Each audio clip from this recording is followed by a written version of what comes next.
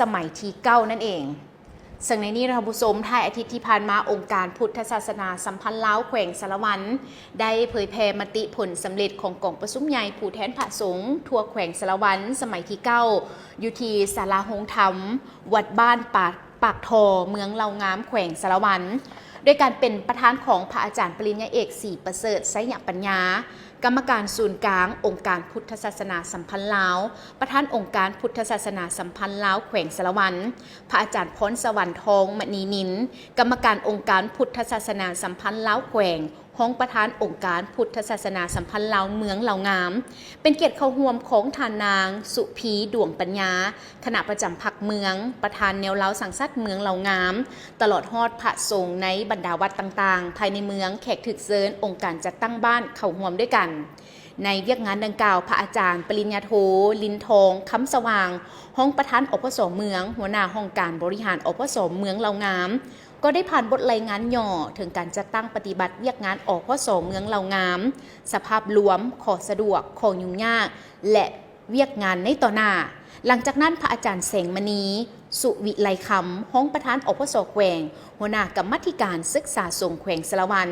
ก็ได้ผ่านมติผลสำเร็จของกองประชุมใหญ่ผู้แทนพระสงฆ์ทั่วแขวงสารวันสมัยที่9ที่ได้จัดขึ้นในค่ำวันที่19กันยายน2025ได้ดำเนินไปเป็นเวลา1 คาบที่สโมสรแขวงสารวันกองประชุมได้เห็นดีเป็นเอกภาพหับห้องเอาคณะบริหารงานองค์การพุทธศาสนาสัมพันธ์ลาวแขวงสารวันจำนวน25 องค์เห็นดีเอกภาพหับห้องเอาคณะบริหารงานประจำองค์การพุทธศาสนาสัมพันธ์ลาวแขวงจำนวน7 องค์เห็นดีหับห้องเอาคณะประธานคณะบริหารงานองค์การพุทธศาสนาสัมพันธ์ลาวแขวงสารวันจำนวน4 องค์โดยได้แต่งตั้งพระอาจารย์ปริญญาเอกศรีประเสริฐไสยปัญญาเป็นประธานองค์การพุทธศาสนาสัมพันธ์ลาวแขวงสารวันพระอาจารย์สุนทรจันทวังโสเป็นห้องประธานพระอาจารย์แสงมณีสุวิไลคำเป็นห้องประธานและพระอาจารย์บุญเลิศศรีสุราชเป็นห้องประธานหับห้องเอาคณะที่ปรึกษาคณะบริหารงานองค์การพุทธศาสนาสัมพันธ์ลาวแขวงสมัยที่9จำนวน3 องค์กองประชุมยังได้เห็นดีเอกภาพหับห้องเอาคณะห้องการและกรรมธิการของคณะบริหารงานองค์การพุทธศาสนาสัมพันธ์ลาวแขวงน้ำตืมอีกนอกนั้นแล้วยังได้มอบเป็นใบแต่งตั้งคณะประจำอพสแขวงซี่น้ำอพสเมืองใบแต่งตั้งพระอุปัสสาและพระกรรมวาจาประจำเมืองเหล่างามตอนท้ายของกองประชุมพระอาจารย์ปริญญาเอกศรีประเสริฐไสยปัญญาก็ได้โอ้ล้มให้ฮู้ว่าการเผยแพร่ผลสำเร็จของกองประชุมใหญ่สมัยที่9ในครั้งนี้โดยได้ปฏิบัติตามธรรมนูญสงฆ์ลาววางออกเพื่อให้คณะองค์การพุทธศาสนาสัมพันธ์ลาวเมือง